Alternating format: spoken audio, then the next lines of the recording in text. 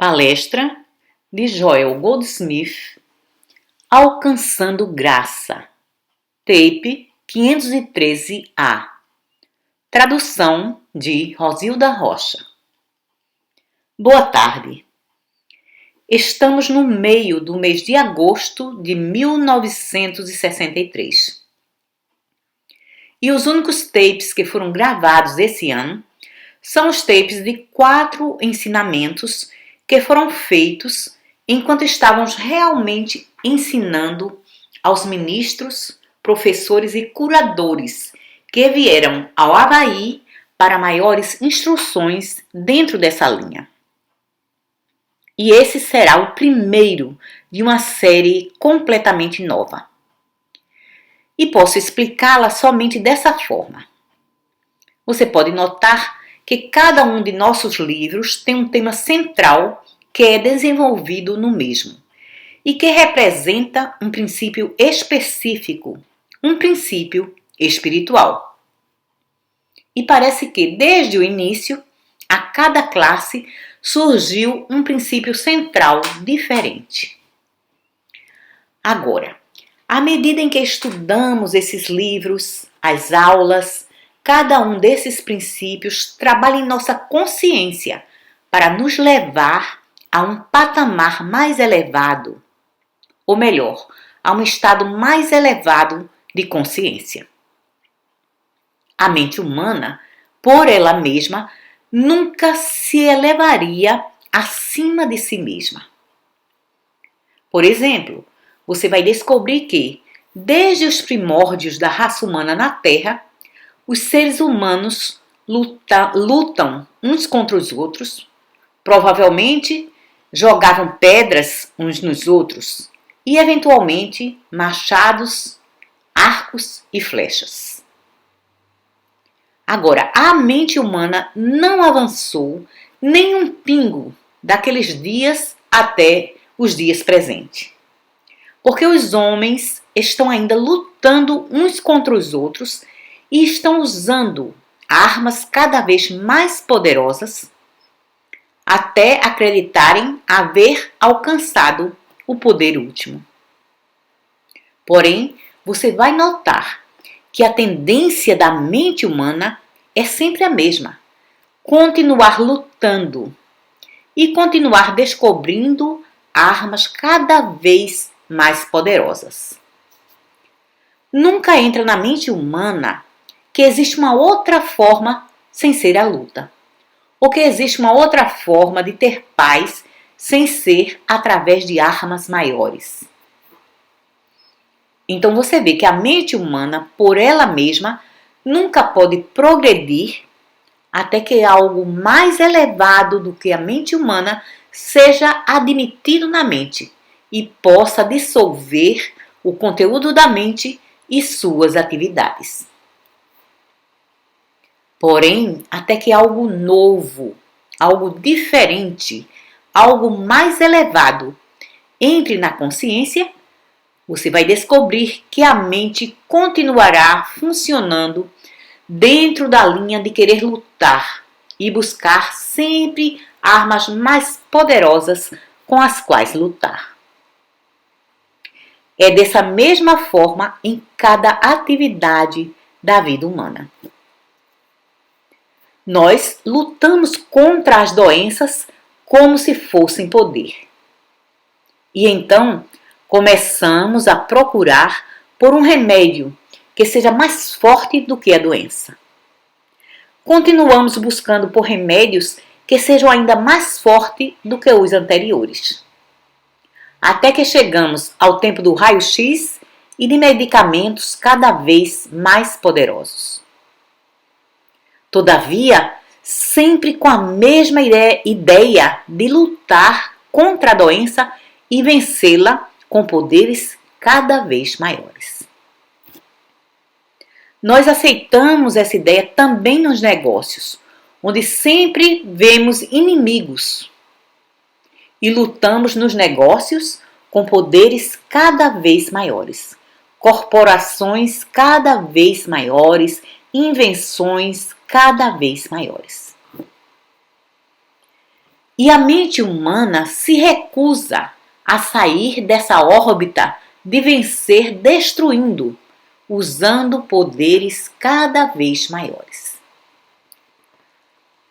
Até que você simplesmente se pergunta: como tudo vai terminar se encontrarmos poderes ainda maiores do que o que temos agora? Séculos e séculos atrás, o homem chegou à percepção de algo que não era um poder, algo não usado para ser um vencedor ou um destruidor. E assim, na história da raça humana, surgiu, pelo menos para uns poucos, uma percepção daquilo que é chamado poder espiritual, consciência espiritual. E isso, como entendemos, não é um poder que vence ou destrói. Isso não é um poder nem mesmo que você usa. Nós descobrimos que, bem, para nosso propósito, vamos apenas apontar Jesus Cristo. E vamos ver que ele ensinou e revelou aquilo que não é um poder, mas é uma presença. E sua função não é vencer ou destruir, mas revelar. O Mestre nunca nem mesmo pensou sobre Deus como um poder. Ele nunca apelou para Deus para reformar pecadores ou curar doentes. Ele mesmo corporificou essa presença de Deus que revela harmonia, delicadeza, pureza, saúde, ausência de pecado, onde os pares de opostos vinham operando. Ele corporificou isso, não por fazer alguma coisa, mas por ser alguma coisa. Não por usar uma força ou um poder, mas por revelar esse espírito. Aqui chegamos a essa palavra, espírito. Aquilo que não pode ser visto ou ouvido e que, ainda assim, está na natureza de todo indivíduo esperando reconhecimento.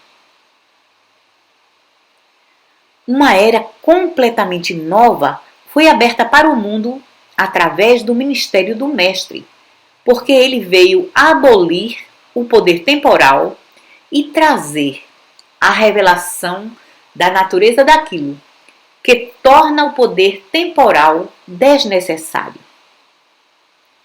Quem fez de mim um juiz entre vocês? Não resistais ao mal? Baixe a sua espada, porque aqueles que vivem pela espada morrerão pela espada. Aqueles que vivem pelo poder temporal morrerão pelo poder temporal. Agora, se baixarmos a nossa espada, se não resistirmos ao mal, isso não nos deixa abertos para um ataque do mal? Não de acordo com o Mestre. Uma vez que tenha renunciado a colocar sua confiança, sua esperança, sua fé no poder temporal, algo toma o seu lugar, algo é revelado, algo vem à luz de dentro de você, algo que não destrói ou vence o inimigo, vem à superfície. E, ainda assim, torna muito evidente que não existe mais inimigo. O processo não pode ser descrito, analisado ou revelado em discurso. Ele precisa ser experienciado. E essa é a razão por que a religião, em seu sentido verdadeiro, não é um ensinamento. Essa é a razão por que, em cada livro do Caminho Infinito, existe uma afirmação para esse fato. Por favor, lembrem que isso não é um ensinamento. Isso é uma experiência. Então, por que tantos livros? Para tentar educar a mente para que possa soltar suas armas temporais e para nos trazer a convicção de que podemos abandonar com segurança palavras e pensamentos da mesma forma que armas e munições e descansar no Espírito.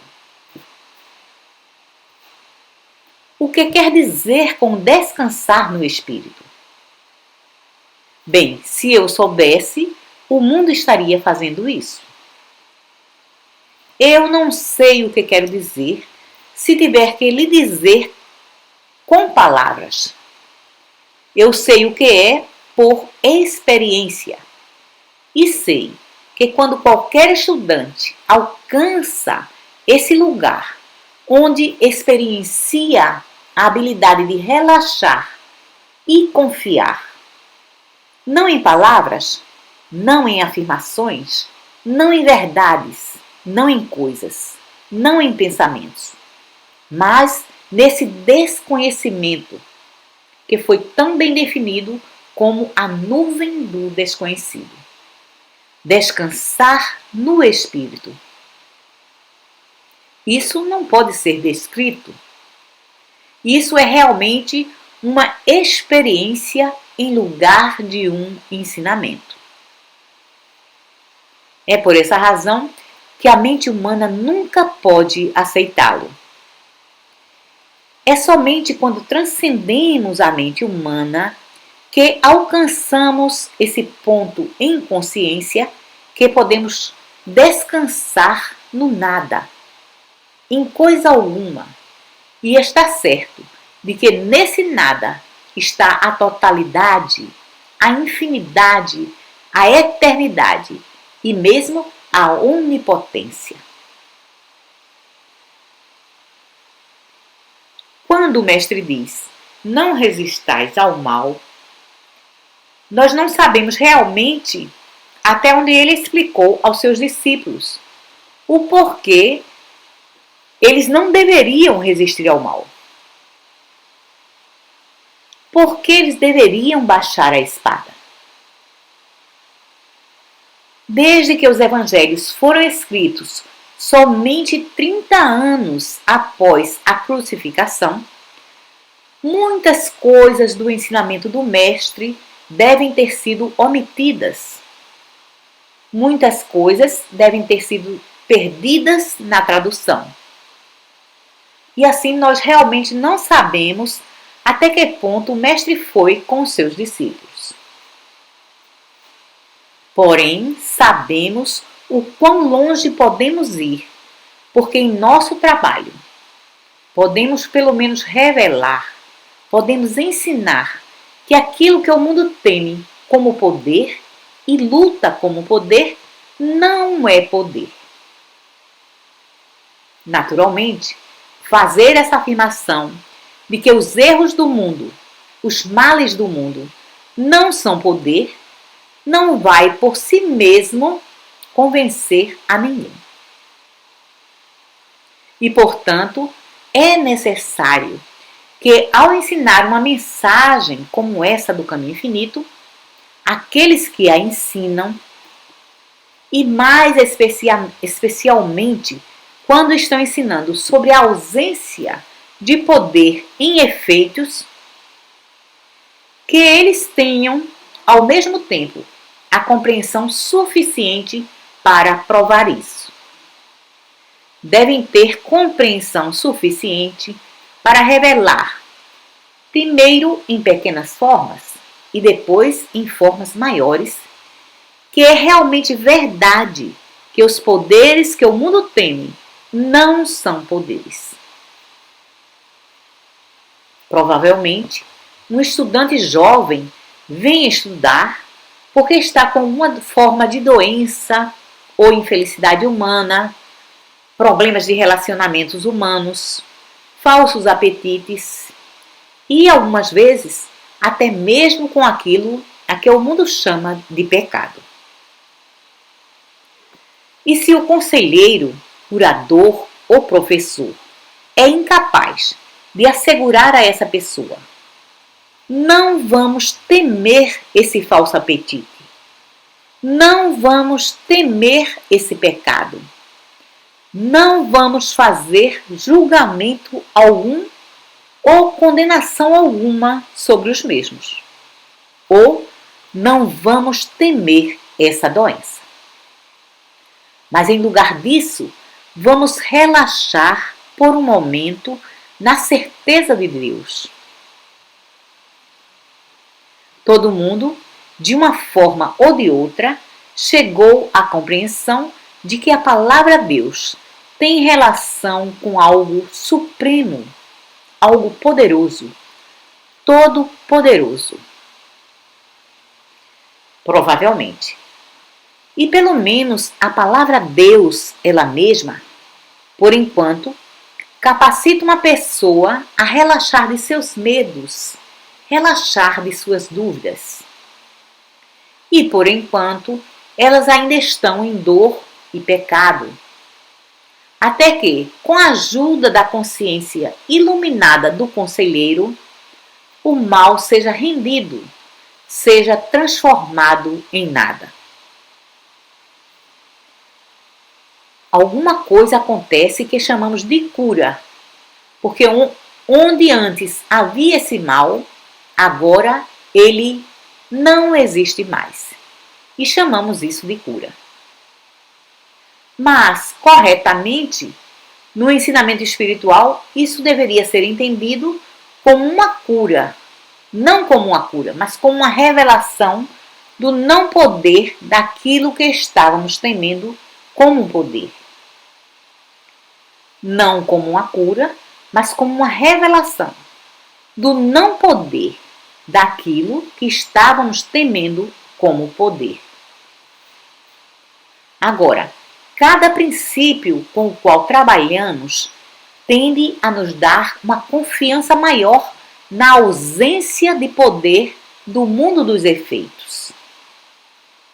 Cada princípio com o qual trabalhamos tende a nos dar uma maior confiança na natureza real de cada indivíduo.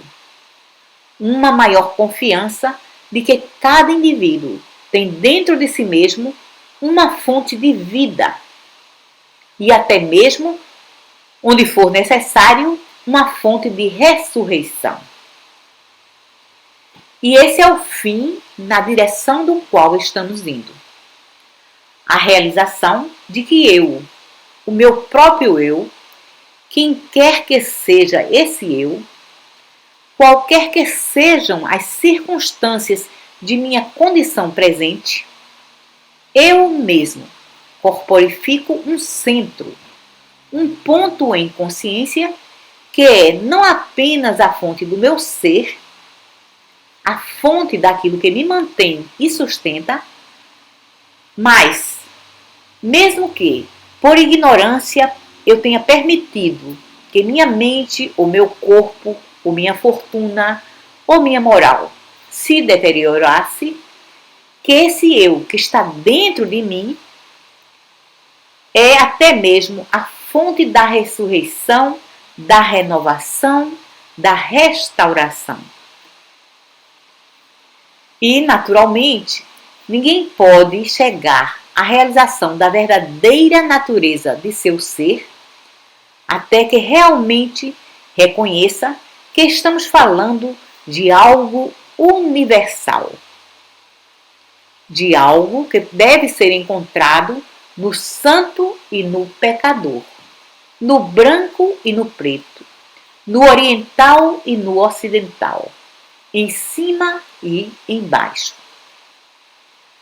Porque até que essa convicção surja dentro de nós, isso não pode funcionar nem mesmo para nós.